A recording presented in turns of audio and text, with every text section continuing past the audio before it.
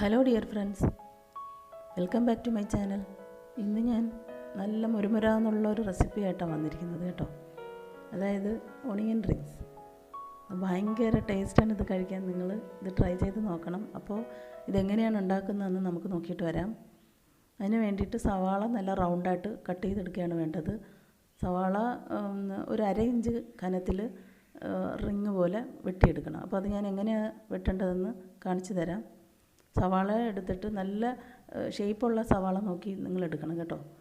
എന്നിട്ട് ഒരു അര ഇഞ്ച് കനത്തിൽ ഇതുപോലെ റൗണ്ടായിട്ട് കട്ട് ചെയ്തെടുക്കണം. ഇത് കട്ട് ചെയ്യുമ്പോൾ ഞാൻ ആദ്യം വെട്ടിയത് മുറിഞ്ഞു പോകാതെ കട്ട് ചെയ്തെടുക്കണം. ഇതുപോലെ ആ നല്ല റൗണ്ടായിട്ടുള്ള ഭാഗങ്ങൾ മാത്രം നമുക്ക് ആവശ്യമുള്ളൂ. ബാക്കിയുള്ളത് നമ്മൾ മറ്റേതെങ്കിലും ഒരു കറിയിലൊക്കെ നമുക്ക് യൂസ് ചെയ്യാൻ അത് മാറ്റി വെച്ചിരുന്നാൽ മതി.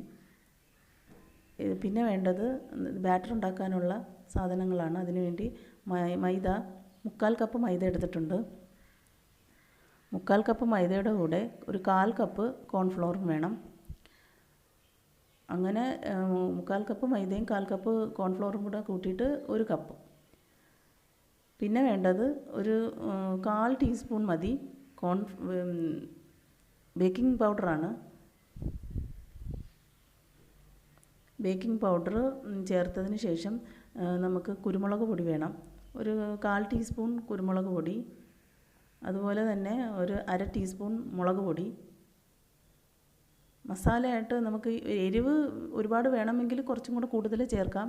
കുട്ടികൾക്കൊക്കെ കൊടുക്കുമ്പോൾ നമുക്ക് ഈ എരിവിൽ മതിയാവും. പിന്നീട് വേണ്ടത് വെളുത്തുള്ളി നന്നായിട്ട് ഫൈനായിട്ട് ചതച്ചെടുത്തതാണ്.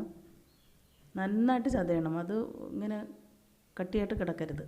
പിന്നെ വേണ്ടത് ഒരു മുട്ടയും ചേർത്ത് ആവശ്യത്തിന് ഉപ്പും ചേർക്കണം. ഉപ്പും ചേർത്ത് ഇത് നല്ല ഇത് നമ്മൾ ഇതിൽ കുറച്ച് നല്ല തണുത്ത വെള്ളം ചേർത്തിട്ട് ഈ ബാറ്റർ മിക്സ് ചെയ്തെടുക്കണം കേട്ടോ.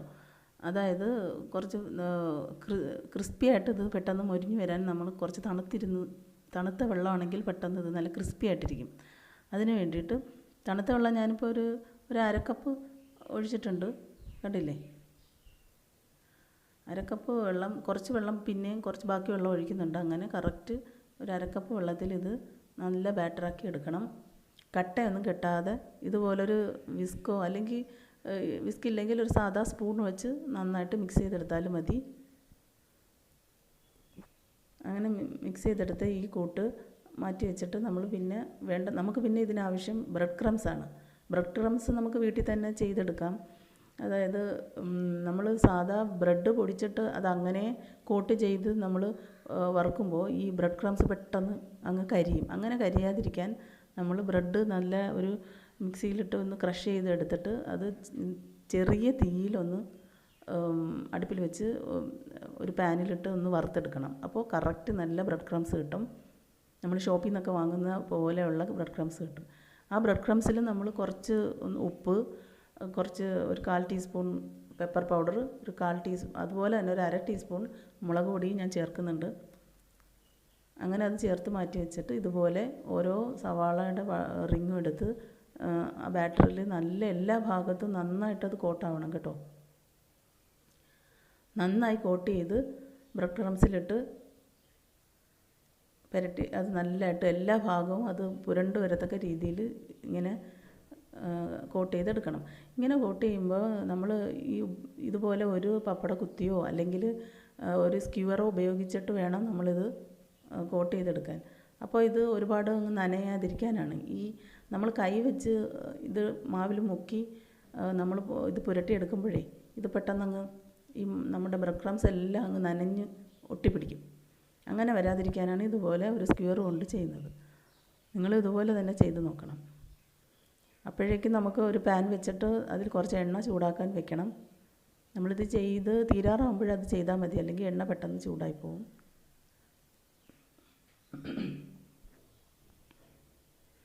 എണ്ണ വെച്ച് ചൂടായി. ഞാനിപ്പോൾ ഇവിടെ റിഫൈൻഡ് ഓയിലാണ് ചേർത്തിരിക്കുന്നത്, അതായത് സൺഫ്ലവർ ഓയിലാണ് ഒഴിച്ചിരിക്കുന്നത്.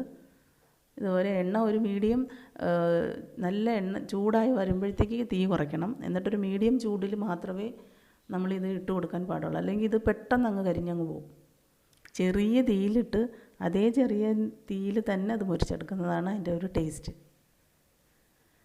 അപ്പോൾ നമ്മൾ ആദ്യത്തെ സെറ്റിട്ട് നന്നായിട്ട് വറുത്തെടുക്കുന്നുണ്ട്. നല്ല മണമാണ് കേട്ടോ ഇത് മൊരിഞ്ഞൊക്കെ വരുമ്പോൾ. കുട്ടികൾക്കൊക്കെ ഇത് ഒരുപാട് ഇഷ്ടപ്പെടും. നമ്മൾ വൈകുന്നേരം ചായക്കൊക്കെ ഇത് ചെയ്ത് കഴിഞ്ഞാൽ നമ്മൾ എത്ര കഴിച്ചാലും മതി വരത്തില്ല, അത്രയ്ക്ക് ടേസ്റ്റാണ്. നിങ്ങളെല്ലാവരും ചെയ്ത് നോക്കണം. ഒരുപാട് പേര് ചെയ്ത് നോക്കാറൊക്കെ ഉണ്ടായിരിക്കും. ഇത് അറിയാത്തവർക്ക് വേണ്ടിയിട്ടാണ് കേട്ടോ ഞാനിങ്ങനെ പറയുന്നത്. ഇതുപോലെ ചെറിയ തീയിൽ നന്നായി മുരിച്ചെടുക്കണം.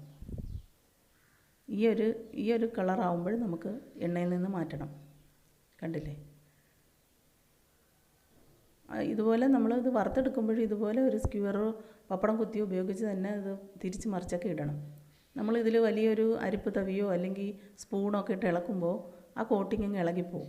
അപ്പോൾ അത് ടേസ്റ്റ് കാണത്തില്ല, അതെല്ലാം കരിഞ്ഞ് പോവുകയും ചെയ്യും. ഇത് നമ്മൾ അടുത്ത സെറ്റ് ഇടുന്നുണ്ട്, കണ്ടില്ലേ? ഇതുപോലെ അടുത്ത സെറ്റ് ഇട്ട് നമുക്ക് വറുത്തെടുക്കാം.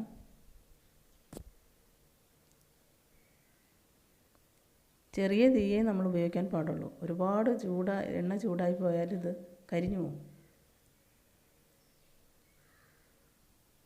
അതും നന്നായി മൊരിഞ്ഞ് വന്നിട്ടുണ്ട്. നമുക്ക് എണ്ണയിൽ നിന്ന് മാറ്റാം. കണ്ടില്ലേ? ഇപ്പോൾ നല്ല മൊരാന്നുള്ള ഓണിയൻ റിങ്സ് റെഡിയായി കഴിഞ്ഞു. ഇനി ചായ മാത്രം ഉണ്ടാക്കിയാൽ മതി. നിങ്ങൾക്ക് എല്ലാവർക്കും ഇഷ്ടപ്പെടും. കണ്ടില്ലേ? ഇതുപോലെ വറുത്ത് കോരി ഞാൻ അടുത്ത സെറ്റും വറുത്ത് കോരി എടുത്തിട്ടുണ്ട്. അപ്പോൾ നല്ല മൊരാന്നുള്ള ഓണിയൻ റിങ്സ് ഇവിടെ റെഡിയായി. നിങ്ങളെല്ലാവരും ഇത് ട്രൈ ചെയ്ത് നോക്കണം. അപ്പോൾ ഫ്രണ്ട്സ്, അടുത്ത നല്ല ഒരു റെസിപ്പി ആയിട്ട് വരുന്നത് വരെ നിങ്ങളെല്ലാവരും സേഫായിട്ടിരിക്കുക.